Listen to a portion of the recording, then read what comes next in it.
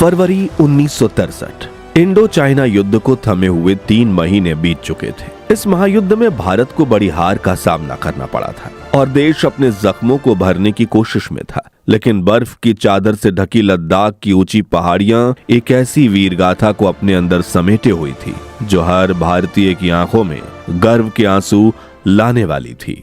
इसी बीच एक लद्दाखी गरीडिया भटकता हुआ चुशूल के रेजांग ला जा पहुंचा। वो अपने घर पहुंचने का रास्ता ढूंढ ही रहा था, तभी उसकी निगाह पड़ी वहां मौजूद एक बंकर पर, जिसके पास दर्जनों बुलेट शेल्स पड़े हुए थे। उसे कुछ अजीब लगा तो वो डरते हुए बंकर के पास गया और उसने जो दृश्य देखा उसकी आंखें फटी की फटी रह गईं। चारों तरफ भारतीय सैनिकों की लाशें ही लाशें पड़ी थीं।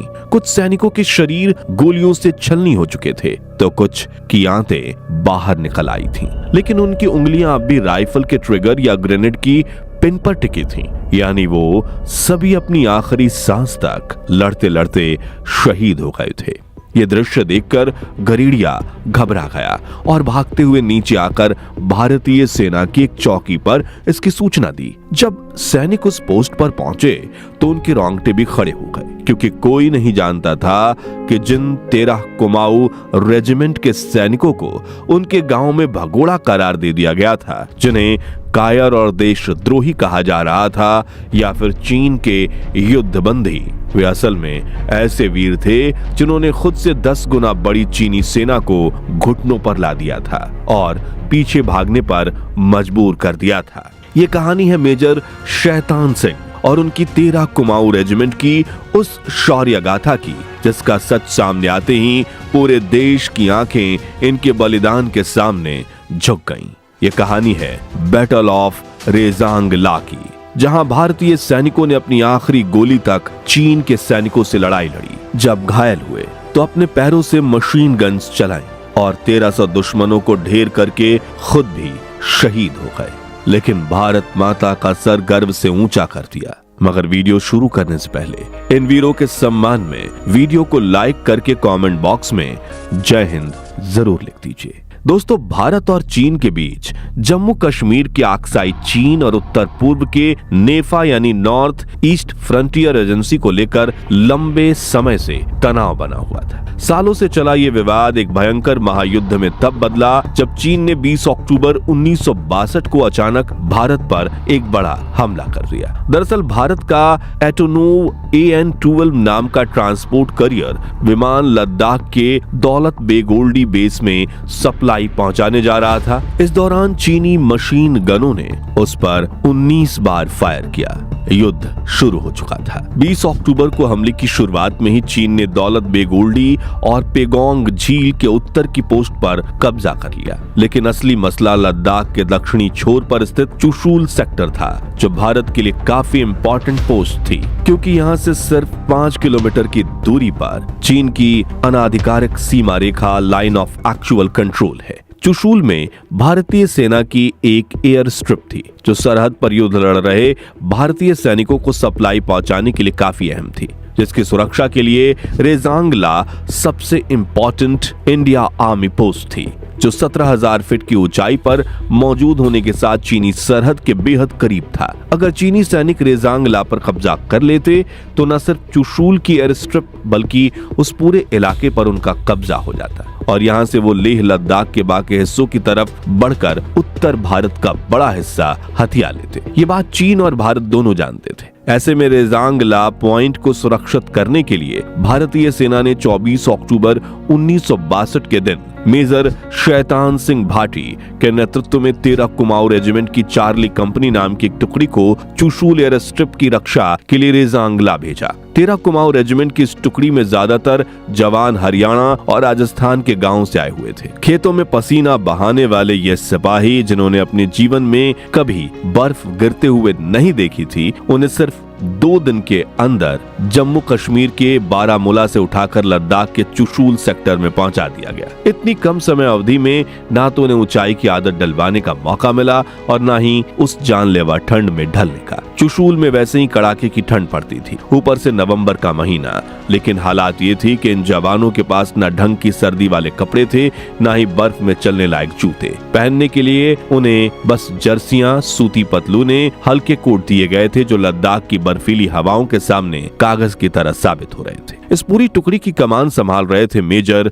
शैतान सिंह भाटी, एक शांत, अनुशासित लेकिन अंदर से फौलाद जैसे मजबूत अफसर। उन्होंने अपने जवानों को रेजांग ला की पहाड़ी के सामने की ढलान पर तैनात कर दिया ताकि दुश्मन की हर चाल पर नजर रखी जा सके। इसी बीच 14 नवंबर 1962 को मेजर शैतान सिंह को एक संदेश मिला जिसमें संकेत दिया गया था कि अगर हालत बिगड़े तो चुशूल की पोस्ट खाली की जा सकती है। लेकिन जब ये बात 13 कुमाऊं जवानों तक पहुंची तो उन 123 में से किसी एक ने भी पीछे हटने की हामी नहीं भरी। उन्हें अच्छे से पता था कि रेजांग ला छोड़ने का मतलब सिर्फ एक पोस्ट गंवाना नहीं बल्कि चीन को चुशूल का एयर स्ट्रिप सौंप देना था। और वो जानते थे कि ऐसा हुआ तो लद्दाख का दरवाजा हमेशा के लिए खुल जाएगा। इसलिए उन्होंने एक ही फैसला किया, पीछे हटना नहीं, चाहे शहादत ही क्यों ना लिखी हो। उधर हालात और बिगड़ते जा रहे थे। एस्पेंगगुर गैप के पास स्थित गुरुंग हिल पर चीन का कब्जा हो चुका था। अब अगला निशाना साफ था, रेजांग ला। चीनी सेना पूरी तैयारी के साथ आगे बढ़ रही थी। उन्हें ऊंचाई और ठंड में लड़ने की आदत थी। उनके पास आधुनिक हथियार थे, भारी मशीन गन थी और भरपूर गोला बारूद भी। दूसरी तरफ 13 कुमाऊं रेजिमेंट के पास सिर्फ 300 से 400 राइफल्स और करीब 1000 हथगोले थे। उनकी राइफलें ऐसी थीं जो एक बार में सिर्फ एक ही गोली फायर करती थीं, जिसके बाद उन्हें फिर से लोड करना पड़ता था। यानी ऐसी बंदूकें जिन्हें दूसरे विश्व युद्ध के बाद कई देश बेकार घोषित कर चुके। लेकिन नए आजाद हुए भारत के पास फिलहाल यही हथियार थे। चार्ली कंपनी के एक सैनिक के शरीर ठंड से जवाब देने लगे थे, लेकिन वो डटे रहे। और फिर आया 18 नवंबर 1962 रविवार का दिन। उस सुबह रेजांग ला में ठंड रोज से कहीं ज्यादा थी। बर्फ गिर रही थी, हवाएं चाकू की तरह चुभ रही थीं और 17,000 फीट की ऊंचाई पर मौजूद 123 भारतीय सैनिक जानते थे कि आज का दिन उनकी जिंदगी का आखिरी दिन भी हो सकता है। और फिर कुछ ऐसा हुआ जिसकी भनक जम्मू में बैठी सेना से लेकर दिल्ली में बैठे प्रधानमंत्री पंडित नेहरू तक किसी को नहीं थी। 18 नवंबर 1962 तड़के सुबह 3:30 बजे रेजांग ला की पहाड़ियों पर घना अंधेरा पसरा हुआ था। बर्फ लगातार गिर रही थी और चारों तरफ एक अजीब सा सन्नाटा था। तभी अचानक उस खामोशी को चीरती हुई मशीन गन की एक लंबी ब्रस्ट गूंज उठी और पूरा पहाड़ी इलाका गोलियों की आवाज से थर्रा उठा। कुछ ही सेकंड्स में खबर आई कि 8 प्लाटून के सामने से फायर चालू है। मोर्चे पर तैनात जवान तुरंत अलर्ट हो गए। कुछ ही पलों बाद सूचना मिली कि 8 से 10 चीनी सैनिक दबे पांव आगे बढ़ रहे हैं। जैसे ही वो भारतीय जवानों की फायरिंग रेंज में आए, 13 कुमाऊं के सिपाहियों ने बिना एक पल गवाए गोलियां बरसा दी। देखते ही देखते 4-5 चीनी सैनिक वहीं ढेर हो गए और जो बचे थे वो घबराकर पीछे की तरफ भाग खड़े हुए।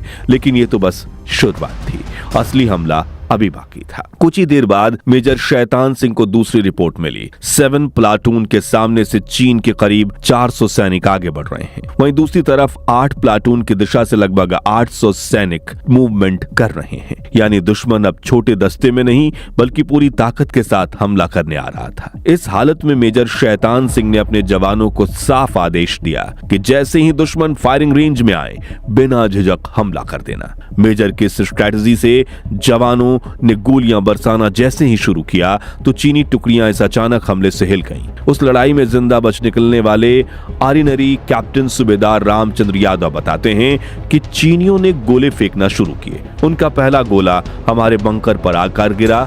मेजर शैतान सिंह ने फौरन फायरिंग रुकवा दी। फिर उन्होंने 3 इंच मोटार चलाने वाले को कोड वर्ड में ऑर्डर दिया, टारगेट तोता, और सैनिकों ने गोले बरसा दिए। हमारे मोटार के गोले से चीनी घबरा गए और यह हमला भी नाकाम हो गया।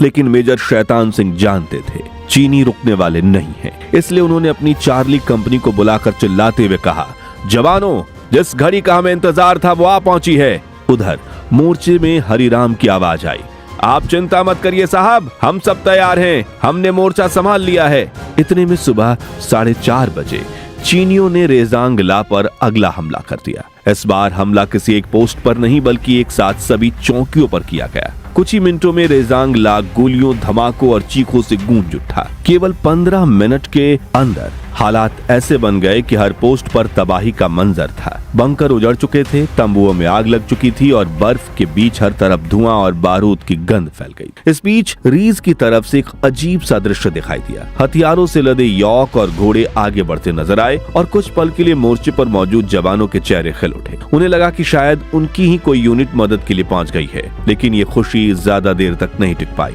जब दूरबीन लगाकर ध्यान से देखा गया तो सच्चाई सामने आई। ये भी चीनी सैनिक थे और यहीं से शुरू हुआ चीन का तीसरा और सबसे खतरनाक हमला। चारों तरफ से घिरे भारतीय जवानों पर दुश्मन टूट पड़ा। एक एक करके सैनिक शहीद होने लगे। हालात ऐसे थे कि बचने का कोई रास्ता नहीं बचा था। इसी बीच एक शेल का टुकड़ा आकर उनकी बाह में लगा। खून बहने लगा, लेकिन उन्होंने तुरंत पट्टी करवाई और फिर मोर्चे पर खड़े हो गए। थोड़ी ही देर रीज पर खड़े मेजर शैतान सिंह के पेट पर एक दूसरा पूरा भ्रष्ट आकर लगा। गोली की बौछार से वो जमीन पर गिर पड़े और बेहोश हो गए। लेकिन कहानी यहीं खत्म नहीं हुई। कुछ ही देर बाद उन्हें होश आया और उस हालात में भी उन्होंने हार नहीं मानी।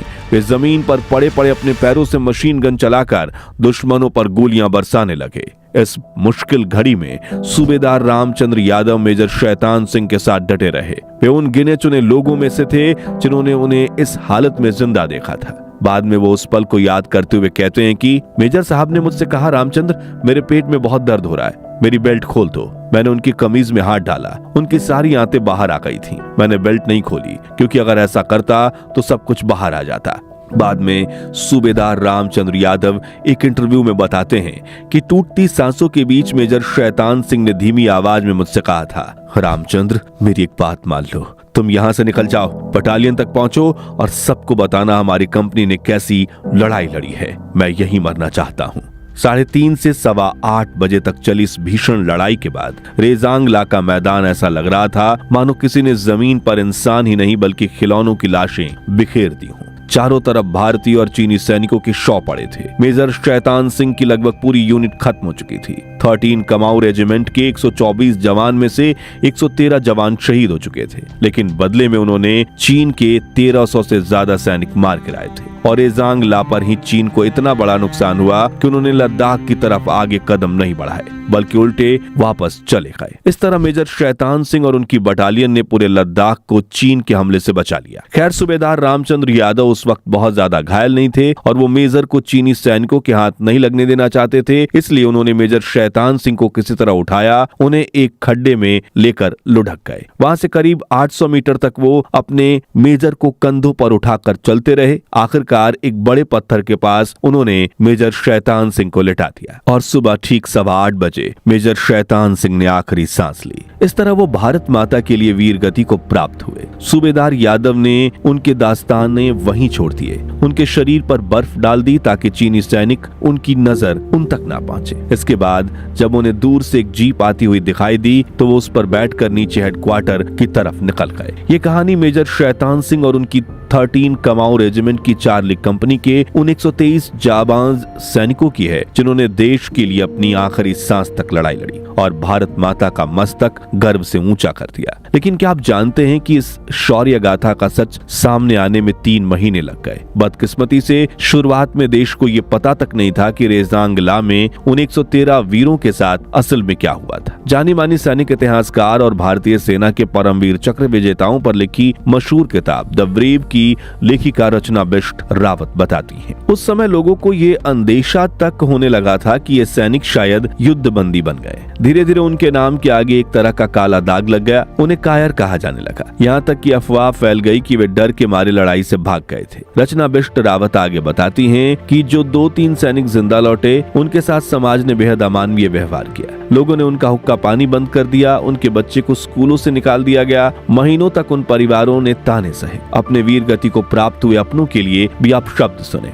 और फिर इस उम्मीद में बैठे रहे कि शायद उनके बेटे, उनके भाई सरहद से लौट आएंगे। लेकिन फिर फरवरी 1963 में बैटल ऑफ रेजांग ला का सच देश के सामने आया। जब ये पता चला कि ये सैनिक भागे नहीं बल्कि आखिरी गोली और आखिरी सांस तक लड़े थे, इसके बाद भी सच्चाई को लोगों तक पहुंचाने के लिए एक एनजीओ का बड़ा अभियान चलाना पड़ा ताकि देश समझ सके कि ये लोग कायर नहीं बल्कि असली हीरो थे। रेजांगला में लड़ने वाली चार्ली कंपनी का हर एक जवान हीरो था। अदम्य साहस और सर्वोच्च बलिदान के लिए मेजर शैतान सिंह को मरणोपरांत भारत के सर्वोच्च वीरता सम्मान परमवीर चक्र से सम्मानित किया गया। उनके पार्थिव शरीर का जोधपुर में राजकीय सम्मान के साथ अंतिम संस्कार किया गया। वहीं बाकी शहीद जवानों की सामूहिक चिताएं रेजांगला में बटालियन हेडक्वार्टर के सामने जलाई गई। आज भी रेजांगला की उस बर्फीली धरती पर उनकी याद में एक स्मारक खड़ा है और कहा जाता है कि चीनी सैनिकों ने जब मेजर शैतान सिंह और भारतीय सैनिकों के अदम्य साहस और वीरता को देखा तो उन्हें सम्मान देते हुए अपनी बंदूकों को उल्टा टिकाकर और सिर झुकाकर सलामी दी थी। तो दोस्तों, अगर आपको भी मेजर शैतान सिंह और उनकी 13 कमाऊ रेजिमेंट के उन 124 जवानों पर गर्व है जिन्होंने अपनी आखिरी सांस तक युद्ध का मैदान नहीं छोड़ा और चीनी सैनिकों को पीछे हटने पर मजबूर कर दिया, तो उनके सम्मान में कमेंट बॉक्स में जय हिंद जय जवान का नारा जरूर लगाइए। साथ ही इस वीडियो को जितना हो सके लाइक और शेयर कीजिए ताकि इन वीरों की वीर गाथा हर भारतीयों तक पहुंचे। और ऐसी ही रोंगटे खड़ी कर देने वाली वीडियो के लिए हमारे चैनल को सब्सक्राइब करके पास वाली घंटी जरूर बजा दीजिए। जय हिंद, वंदे मातरम।